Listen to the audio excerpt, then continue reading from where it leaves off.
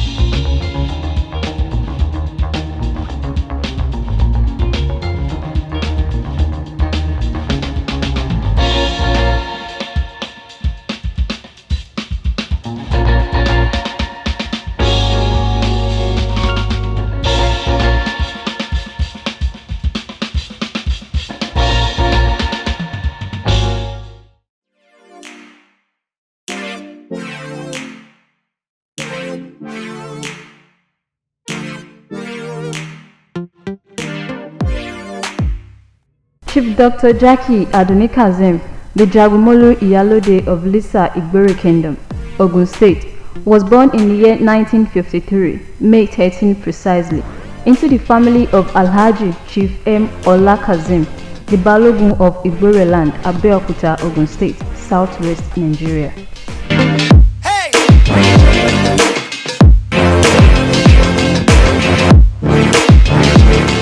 She has served to date as chairman of so many companies, ranging from sonar breweries, Shanghai Packaging Limited, First Aluminium Limited, amidst many others. Chief Dr. Jackie ADUNNI KASSIM was born in Ibadan, Africa's largest city town of Oyo State, but grew up and had her early education in England before moving to the United States of America to start a career in modeling. She later earned a Management in Business Administration (MBA) degree in Business Enterprises and Management from the prestigious London School of Business and Finance. Her passion for hard work and industry drew the attention of the late founder of Punch Nigeria Limited, Chief Olu Abodere, who engaged her with some managerial activities at the foremost media establishment before the demise of Chief Abodere.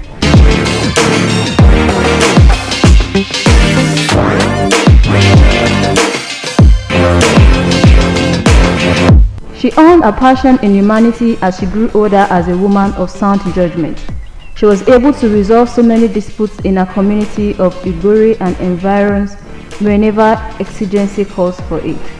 Her dispute resolution skills and passion to help less privileged eventually shone out to tribes and people across communities, and this led to her establishing a human resources management agency known as Missak Agency International Limited, with over 3,500 staffs and resource persons employed across companies like GP Industries Limited, Alumax Industries Limited, Harvey Industries Limited, Europlast Industries Limited, Shanghai Packaging Limited, VP Paper Products Limited, Euro Global Foods and Packaging Limited, Dufil Prima Foods Limited, producers of Indomie Noodle, Nigerian Breweries PLC, etc., just to mention few.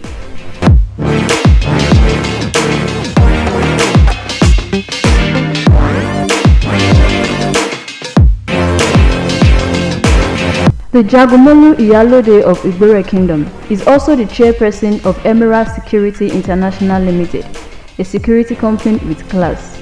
She is also the chairperson of Connect Events and Suites Limited, a seasoned company that is into event and hotel management in Ogun State. She is the chairperson of Missak Agency Enterprises, which is into farming and agricultural production. Her equal passion for the less privileged of the society and the poor made her to establish a non-governmental organization called Missak Education and Rural Development Foundation, which has imparted so much on public primary schools in Ado-Odo, Ota local government area of Ogun State. Indeed, the foundation has touched over 1,000 lives in primary public schools and over 300 widows and women empowerment across the local communities in the land.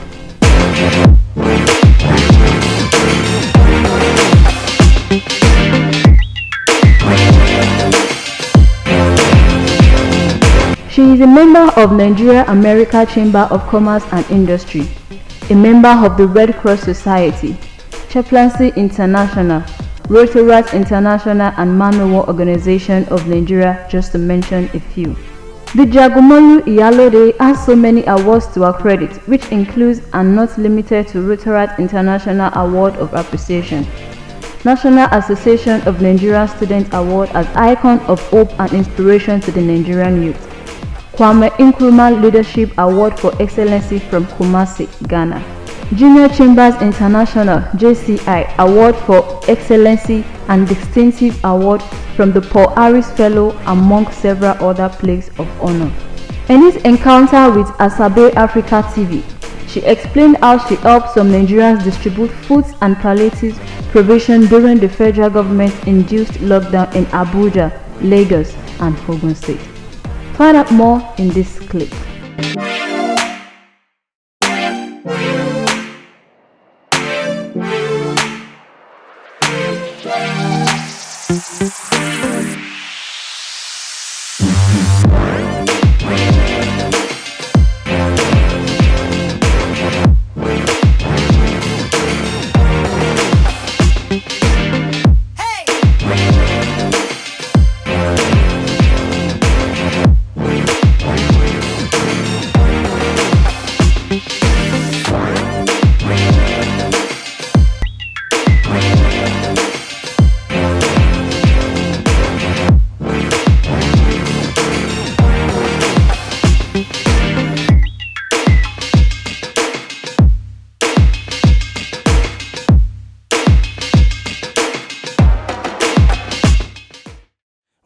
it's another very wonderful moment on Asabi Africa TV as we create another time to meet a very wonderful personality, an impeccable achiever, a woman of virtue, a woman of caliber, high caliber, a woman of knowledge and achievement, great achievement. We've been trying to reach her after the election in Ogun State last year. We were lucky to meet her early in the year, but after that, there've been all sort of attempts to meet this wonderful woman, especially as regard what is going on in the country, at the highest political cadre and at the lowest rung with the ordinary people, and because of our contribution to the society and especially to our environment, which is Ogun State in southwest Nigeria, West Africa.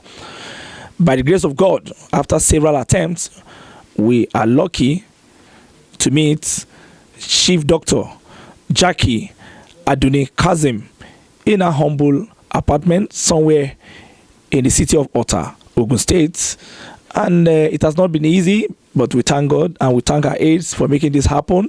She was the only female gubernatorial aspirant of United Democratic Party in Ogun State in the 2019 gubernatorial election. She gave most of the men a run for their money. Of course, eventually, the realities didn't favor her candidacy, but thank God the women folk felt it, and the ordinary people, especially her main constituency, which is advocacy and taking care of the ordinary people, felt her impact in the electoral scene in Ogun State. And today we're going to be talking about what is going on in the country and some of the things that we need to talk about, especially as regard the dividend of democracy. Mommy, we want to thank you for this wonderful time, and we thank you for creating the time for us, because when we called severally, it's either you are busy, and in the last week we have been trying to reach out to you, and in most cases either they say you are in one community trying to raise the people, taking care of them, and in most cases you are with maybe your staff, some of your concerns, and we felt that we should just find a way around it. And despite the rain today, we have to just come down to Ota to meet you. I want to ask you, because during the lockdown you are so busy giving a lot of what can I call it, you are giving palliatives to people in different communities, almost 15 communities in Ogun State. And I want to ask you that, why did you do that? And there was no noise, and because a lot of people gave palliatives during the lockdown, they shared it on social media, on Instagram, on Facebook. Some even took it to the level of showing it on TV stations and all that. But in your own case, we were just hearing, when we call you, people will say, mommy is sharing so in so environment, in so village, and there was no television, nothing. Why are you doing that? Why do you like bothering yourself about ordinary people? Well, first of all, I want to say thank you very much. Why I do most of the things I do is because it's a passion for me. The palliative thing was that I was doing it in my own little small ways. Then when my church decided that they wanted to do something for the people and for the government, my papa called me and said, what can we do? And I said, well, a few things we can do. We discussed about the ambulance for the for the state government, and now told him that a lot of people are hungry out there, and this is some of the things I've been doing by providing some palliatives to some community, the little way I could do it. First of all, it was microfinance that called me and said, look, please, we want you to do us a favor. You know the people, you know how to get to the people. And then, of course, the GP group also called me in, and it was making me to be happy. So all that, Bishop now called me and said, how can we go about it? And I said, well, people are hungry. There's no movement. There's nothing. The only way we can do it is to go around ourselves. Because when I am given an assignment, I like to do it myself. That's the only way I can give you an authentic report and say, look, I went here, I went there, I went there. We gave out almost over 1 million that I gave out myself. And we went to some loops and corners, villages. There are some time when we were going to, what do you call this place? I remember it was a terrible thing. They even wanted to fight us there. In Ogun State here? Yes, at it's not this Chinese village, what do you call it? Near this... it's not Lisa? Yeah, we went to Lisa. We went everywhere. And we got there. We didn't know the chief had passed on. We got there. We were asking, because most of the time when I get somewhere, I want to see the chiefs, because they are the people that are closer to the community. The traditional rulers? Yes. They are the people that really knows the people and know those ones that are actually hungry. And then they told us that he had passed on. So we said, okay, where's the next place to go? And all the guys there, they started. No, they almost tear our vehicles. We were physically together. They were jumping on the vehicles. So I got angry and I told them, I said, look at me. Don't think that because you see me like this, I will deal with you seriously. So by the time the vehicle got away, we just said, look, just start running. Just start going. And they even took Okada to follow us. You know? The level of hunger, sir. Hunger and... Yes, sir. Okay, yes, sir. Okay. They used Okada to follow us. Where we managed to get away from there. So you see, it's not everybody that you feel that you want to help that needs help. I'm sorry to say this. Because when we got there and we did the little we could, then I decided to myself that, look, let's go into the villages. There's some villages you go to, they don't know anything about palliatives. No, they don't know anything about all this coffee. Oh, about coronavirus. They don't know anything about it. No awareness. Not doing enough job to pass this message to people who don't have television, who don't have radios. Some of them, you will even think that there's nothing happening. When we tell them, they say, in our village, we don't know anything, no. But you see, because they need the food, there are some villages I went to near this Shokoto Road. From the beginning almost to the end of, to get to Laro, we were going in the villages and giving them, and they appreciated it. I was recording everything and I was sending it to Steve. That's Oga. That's Bishop's daughter's husband. He got to a stage, he said, Iyalode, please, my phone is breaking up. I said, look, as I'm doing it, I have to send it to you. In some villages, they will say, give them 200. When I get there, maybe the village, they don't need more than 50. I'll go to the next one. The list Papa gave me to do, I had the list he gave me, but I find out I did more than the list, because there are some places you will go to, they don't need more than 50. They don't need more than 60. So the rest, I pass it on to the next village. And it was quite interesting, and I actually enjoyed it, because I have traveled around the whole 20 local government. I gave palliative as far as Idiroko, Ikpokia. I went there because the idea was to try and spread it all over the places for everybody. It's not only the Christian or the winner's family alone. I did for everybody, even some Muslim communities. Yes, I called everybody. Okay, please, how many people? Is not much. Those who I can give 50, I give 50. Those who I can give 30, I give 30. Those I can give 100, I give 100. We started from Ado Daughter, Olota's Palace. We gave to all the 5 their chiefs in the community for them to spread it to other people. And you see, the thing with us is that I wish everybody has done that. Government, they say government gave palliatives. But what they gave my community, I was very disappointed. Because we were even coming there, because a minister even said they've paid all family 20,000 or something. There was a kind of confirmation in the media that the humanitarian minister of humanitarian affairs and something palliative are giving everybody, that people are outrightly getting a lot in their bank. And they said they spread rice, they spread everything, and we had states like Oyo and some other states rejecting the rice, that the rice are not even good. So what did you discover? Because you are on ground and you are a grassrooter, you are very close to the people. Even before you are being called into it, you've been doing this for years. The thing is that government never knew where to start it, where to start from. Like, we find out that government believe in their local government. Okay, take it to the local government. Let the local government share it. But let me tell you one thing.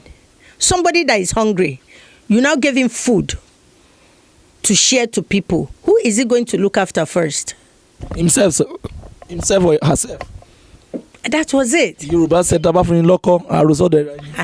see, the thing was, a lot of them were hoarding this thing.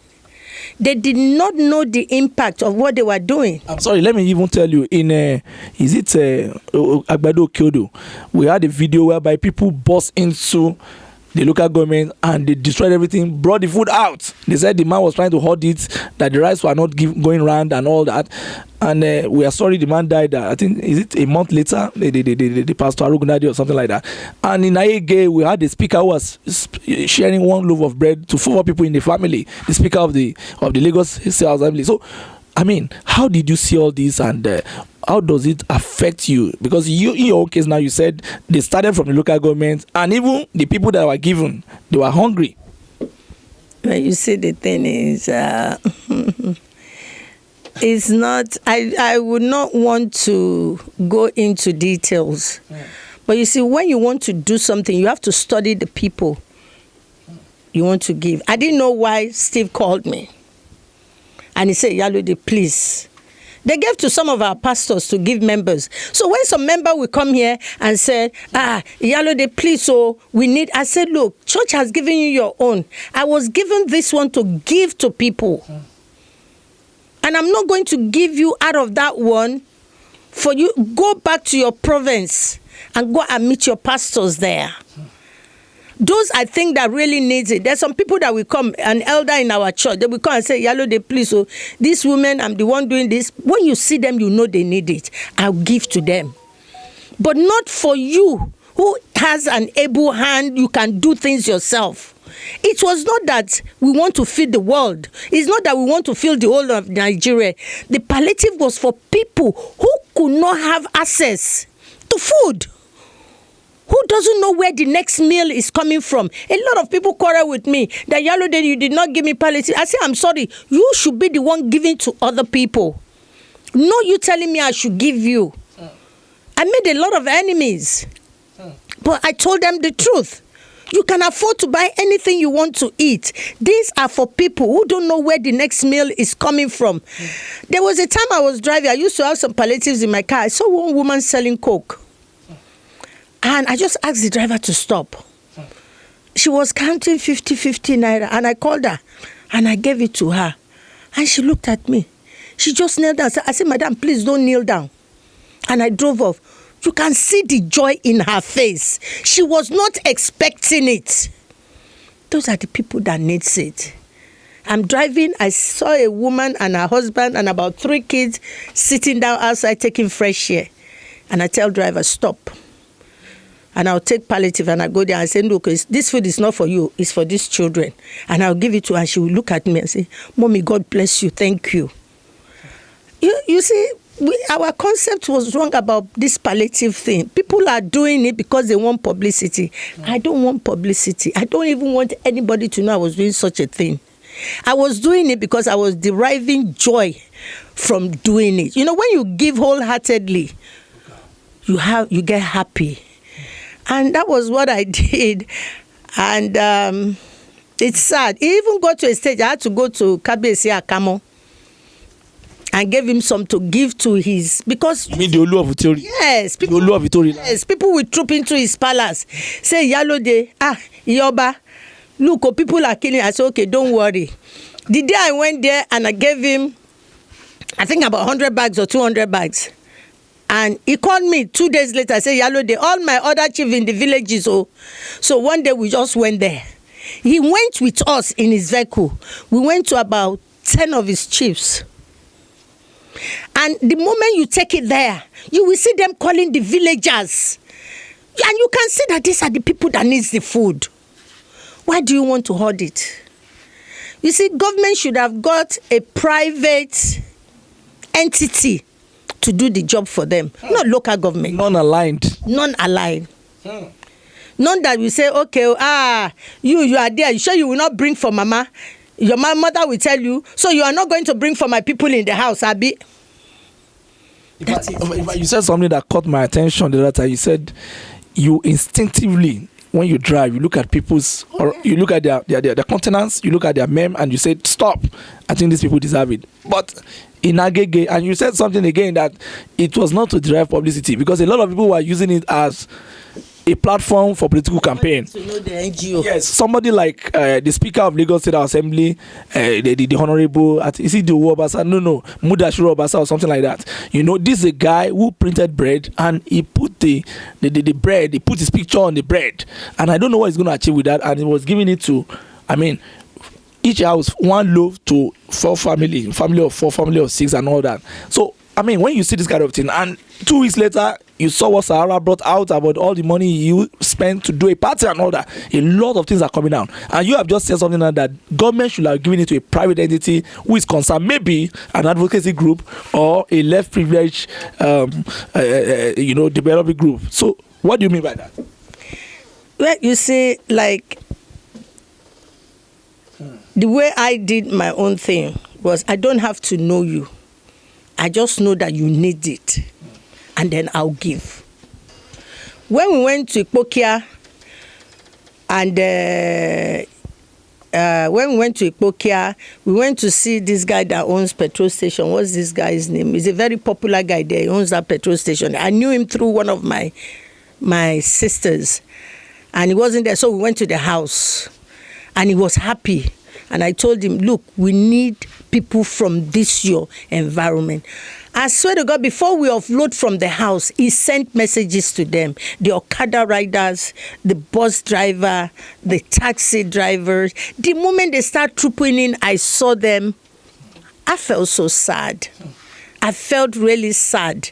And the way he was giving them, they were praying. Because before I told winners, I told Papa, I said, look, please, Steve, let them put our winner sticker on the palliatives. He said that. I said, no, it's good. Just sticker. And when people are thanking me, I'm going, no, you thank God, though, and you thank Winners Chapel. They are the one that sent me this message. And for me to have given over 1 million palliative, I know what I went through. 1 million? Yes. 1 million? Show you videos. Tons of rice. I have videos. We need it. Package. Sweetheart, I think I still have one package in the... Tell them to bring one package. The rice was heavy. The gari was there. The beans, things that people will eat. At least a family can eat that thing for 1 week. That's interesting. And then my government is now giving 4 derika of rice. Well, some are even giving 1 derika of rice. And then you are saying each community of about 30 should go and share it. Then it's better you don't give them at all. If I have a vehicle, we have a video of where they were even sharing in the vehicle, and you just throw it among people and just zoom off, and you see enough in that vehicle. That was happening in Lagos. There was a lot of fraud. It is wrong. You don't throw food to people. Why do you want to throw it to them? You throw it to them. They say, you see, the concept is wrong, and I'm very angry with that. You don't throw food to people. You want to give it to them, give it to them. You don't want to give them, then don't bother. They're not beggars. It's circumstances that got them in that position. When I was going from door to door in my area here, I was going from, that's when I even discovered that some people I've not seen for years, that they're even stuck at home because they had stroke or they had, they are sick. One illness or that? Yes. And when I got there, they say, not baba pupa, blah, blah. And I go there and I'll see the man and his wife. And he say, Iyalode, God bless you. Thank you very much. Money, Winners Chapel only ka fun yin o, mi mo pe sick o. I'm very sorry. Up to now, I still go to visit them. But if I was not doing this thing, I wouldn't have known. For your people. Not because you want publicity. Like you always say. And when I'm doing things, I do it because I enjoy doing it. Not because I want people to know I'm doing anything. Because, I noticed last year we have to force ourselves to come and cover the thing you did for the school, some selected school in Ota. Yeah, that was in December. And the Motherless Baby Home, you selected many of them and some school. And when I came into that hall, that was Monday, 23rd of December, I busted into tears, and nobody could see that tears because I have to hide my face, because I knew these people were suffering, and I could see poverty written all over them, but I could see them in a joyful atmosphere, courtesy of one Iyalode, Jackie ADUNNI KASSIM, who's supposed to be enjoying her money and supposed to be on holiday abroad, and you are now disturbing yourself, bringing them under an atmosphere, raising the DJ, bringing a lot of other people, elites, to come and support and all that. So, talk to them. Well, you see, the thing is, we have a lot of less privileged people here. I have 2 motherless baby home here that no matter what I have to go there. Every month, I have to go there and make sure I contribute my own little bit. And then there are some public schools that they don't know what Christmas is all about. When you write to the school and you say, okay, well, give me 10 children or give me 20 children, you will see them. They will come. They are happy.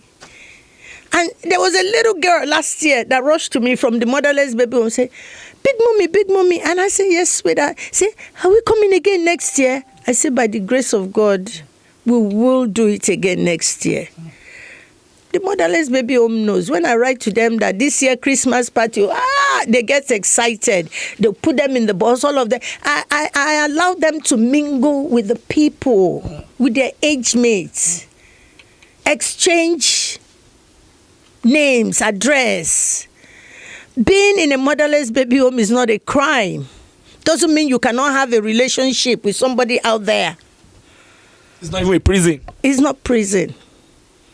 And this year, last year, we had some other NGO that brought their own people from Abeokuta as well, because we have to hire 2 buses for them to bring those children. And the idea is for them to enjoy Christmas. We kill cow for them, we cook. They even go home with gifts. And last year when we had a carry-go, he came to come and mentor them, to come and talk to them. They just need somebody that can let them know that tomorrow there's a better tomorrow. Because I saw the Honorable Dibo Keyomi, the one called Carry-Go, talking about that he was even an Omalaru at Daliko Market, yes, was a conductor, and that he grew through pain, strain to become a political star, to become a leader and all that. I mean, all these young people were listening and they were like, okay, can it happen to us too? Yes, you see, there's a lot of people that have... People don't like to talk about their past. They want to talk of the rosy front. Oh, yes, I have 20 cars, I have the... But how did you get to where you are today? If you're not proud of where you are coming from, then you won't be proud of where you are now. I'm sorry, that's the way I look at it. And I love people who are realistic. I love people that can talk about their past with pride. And say, this is what I have achieved. How many of them can do that? Do you notice that a lot of black people, when this man was alive, Mr. Igbore, we used to share a lot of joke in his office. He would say, the white man will write a book and he'll say, at the time I was sleeping in the bus, I was smoking. I mean, I had no home, but today I'm a billionaire. But the black man will say, oh, from my mother's womb, I've become a genius. I started selling from my mother's womb. And they will not, even if somebody come tomorrow and say, oh, I took him in when he was young, when Biafra finished, we were the soldier that took him in. They will come and say, no, nothing like that. They say that they are the strategic thinker or something. They will want to bury the past just to make today look rosy, like you said. Yeah, well, you see, because they're not proud of their past. Serious. They're not proud of their past. Everybody should be proud and be able to tell the story where you started from and where you are today. That's what history is all about. Most of them that write books and things like that, they shortcuts their beginning, or they make their beginning rosy. Nobody has a rosy beginning. Nobody. One time or the other, most people, you live with an auntie, you live with an uncle. Uncle brings you up, auntie brings you up. Today they will say it's Omodo. It's not Omodo. How many people that have not lived with somebody, but they will not tell you that? So that's one thing I discovered, that most of them are not proud of their beginning. Let's go back to the issue of poverty alleviation. let me tell you, during the lockdown, a lot of secrets were exposed, especially as relates politicians. I mean, when they say go and give the poor people food, and you say onje òṣèlú ni àwa náà jẹ onje òṣèlú, and the food does not get to the poor people, or out of 100%, 15% gets to them, and 75%. I watched a video where people in Bariga were saying, wọn gbóúnjẹ wá o, àwọn ọ̀dọ́ APC ara wọn ló ń gbé fún o, and it was a lot of people, not one, not two, not three, almost 25, 30 people speaking to the camera, and it was like that. Poverty alleviation was also politicized. Apart from monetized and politicized, when you have a local government chairman hoarding food in the local government, storehouse, and people have to break in to go and take the food, and when you have them carrying vehicle around, do you think the federal government was right, and especially the state government? Because we're not going to just leave the federal government alone. We're talking about Governor Sanwo-Olu in Lagos, who appears not to know what is going on at the lowest rung on the ladder. We also talk of your own governor here, Dapo Abiodun. Do you think the government had a concept? You have said it earlier that it should have been given to a non-aligned organization and all that, but where do you think the government got it wrong, especially as it regards poverty alleviation in the COVID experience and the COVID atmosphere? Well, from my own aspect about my governor here, he has a lot of committee this, committee that, committee that. But you see, one thing, he cannot do everything himself. But I don't believe, as a, if you're a politician or you're a governor, that it's only your party that knows how to do it. No. If I was him, we have a lot of entrepreneurs. We have a lot of good people in Ogun State. Who mean people? Yes, that can handle things in this Ogun State. But they will not let them say, no, they're PDP, they're this. Some people told me, no, it's only church or it's only Christian that you should. I said, no. The man that gave me this assignment did not tell me who to give food to. He said, go out there and give it to the people that needs it. There's a lot of different. There is a lot of different. So if you're a governor, I know there's a lot of pressure on them, number one, because everybody will want to come. The old ones, the old ones, all of them wants to dictate to him. All of them wants their own slot. What is slot, for God's sake? That's why our people cannot do things the way they want to do it. They know that with people like us, they cannot dictate to us. So it's not everything the government have to put their face on. But if they have people that can be trusted, that can say, okay, you're not a politician, okay, you are a sincere. I didn't know why they called me in Winners. Papa called me. I'm not the only one that goes to that church, but he knows whatever I'm going to tell him is going to be the truth. And he accepted it. And he saw logic in all the things that I said. And that was why we did what we did. But if money had been given to the government, we would not have an impact on the people, which is the gospel truth. How many people gave out money? Where is the money? What did they do with the money? I was coming to that because, I'm angry here because, you see, we've gone round. We've interviewed a lot of people, especially people who fell sick during this time and who couldn't get medical treatment. Some died. Some were being rushed from one hospital to the other and they died impromptu. And you hear Makadenuga donated 1.5 billion. Bola Tinubu gave 300 million. Access Bank, Herbert Wigwe gave 1 billion. Aliko Dangote gave 1 billion. And all sort of billions amounting to trillions. And where is a reflection? How did it go? Did it reflect at the lowest rung of the society and everything just end at the zenith? It does not touch the ordinary man and all that. From your own assessments, going to those societies, especially in Igbore and all those environments in Ogun State, how will you judge the government strategy? Where there's no money, where there's nothing, where you hear with your ear but you cannot see the results. Well, actually, I don't believe in anybody giving any government money on behalf of the people. That's good. No. You don't give government money to take care of the people down there. Do it yourself. If they had done it themselves, it would have gone far and wide. You'll be surprised. I even told some people, look, why don't you open up a big hall? Cook every day. Get people there to be cooking every day. Anybody that is hungry, let them come and take food and go. That's reality. You see, we have a lot of problems. Everybody wants to get rich. Everybody wants to make money. In any way, they want to make money. Even those who has money, they still want to make more money.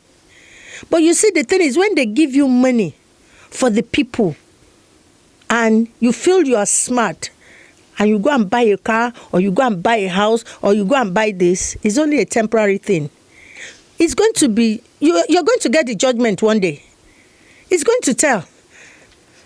Because these are people that, the person that's giving the money knows that there are people in needs. But because they don't know how to organize it, they are giving it to the government. And my government is now saying, okay, out of 1 billion, take 2 million, go and do something. Just somebody called me from England and said, look, mommy, we see all the things you are doing. We want to send you money. We want to send you some money so that you can help us to buy and distribute. I told them, I said, look, I am sorry. I cannot. I have too much on my plate. I'm not going to take any money for you that I'm going to buy rice. I don't have the time.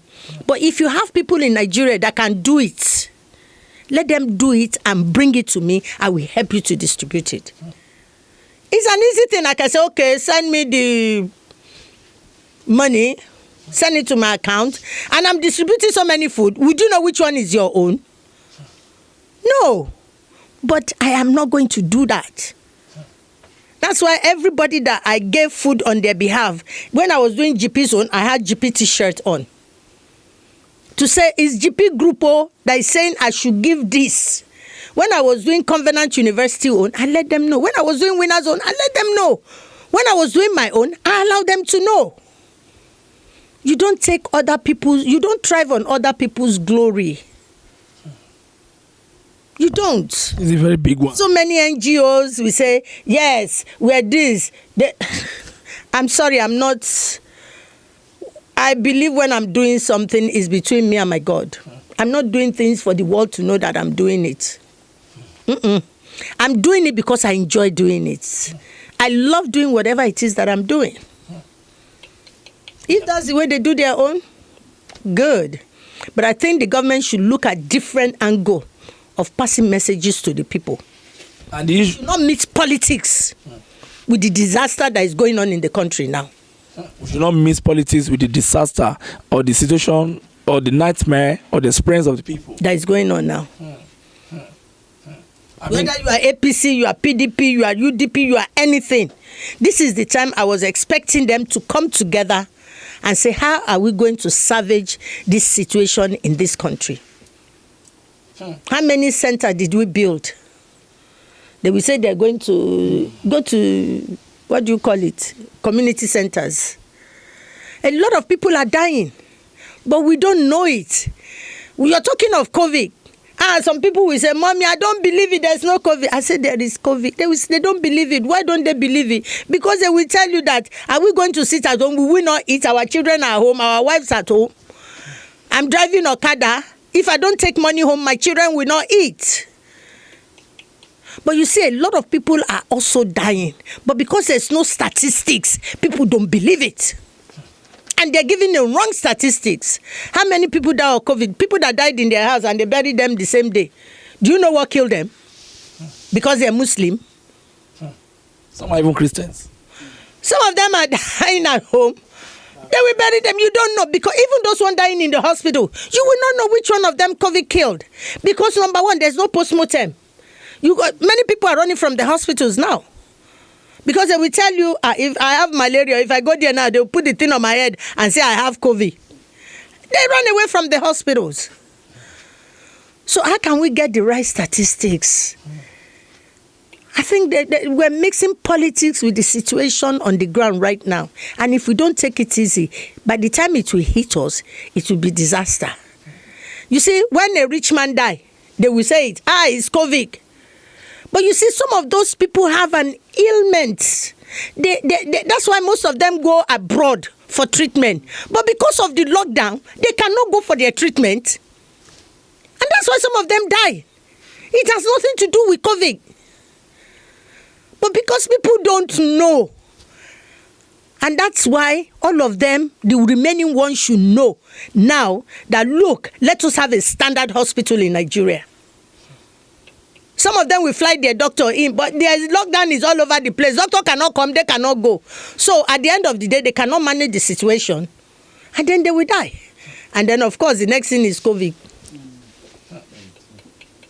But what you said that even really struck me now. We spoke to people. We spoke to someone who gave us a narration of what is going on in the hospital. You drive into the hospital today now, you say you're sick, and the doctors are like, no. Okay, buy the card. Then after that time, let's refer you. You go to a private hospital in Nogba, they refer you to another one in Nogba, then the one in Nogba refer you to Lasso, then Lasso refer you to Bagada, then Bagada refer you to Lagos Island Hospital, then the person might could even die impromptu. What do you think government should do? Because you spoke about orientation, that there is no awareness, there is no profound awareness, and you look at an organization like National Orientation Organization, NOAA, which is like a sleeping dead rat now.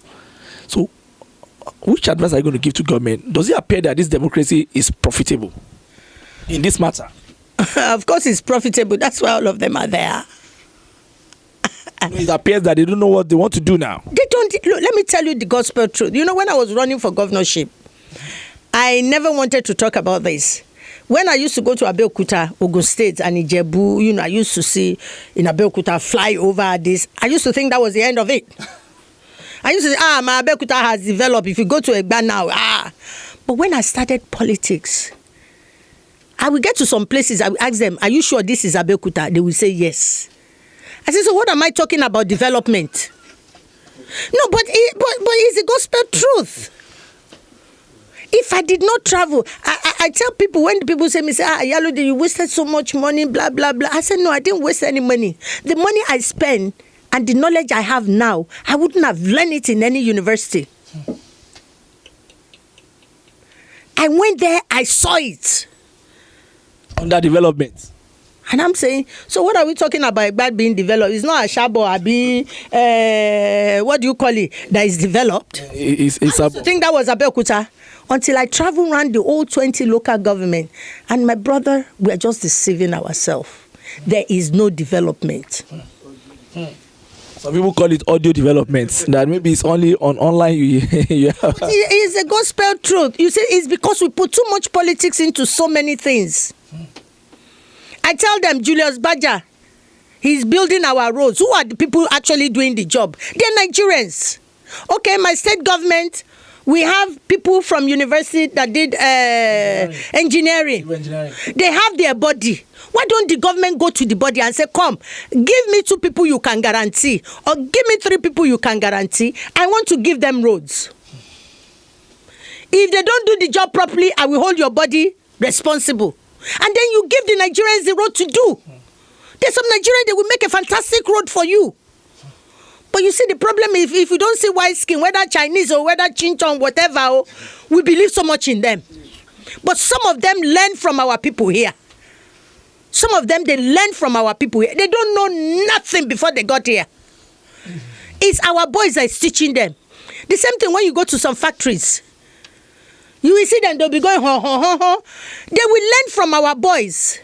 So why don't we have pride in our own thing? Let us give it a try. Go to each body. Nepa. There are some people that can do better than that.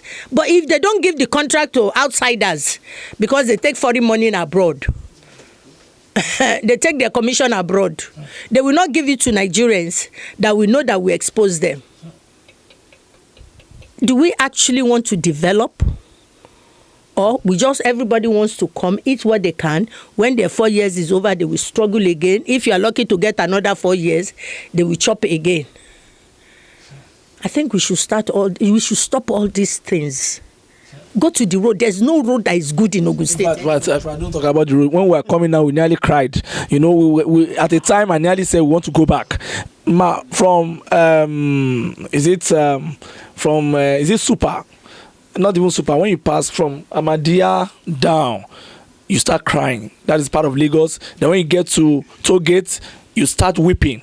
Then when you now come to Songwater here, it's like you are lost. The roads are just like jungle. So Ali Shiba is just something else. And you are talking about Igbore. I've been there severally. Those are jungles. What is the problem with the road? And you are talking about going around doing your campaign.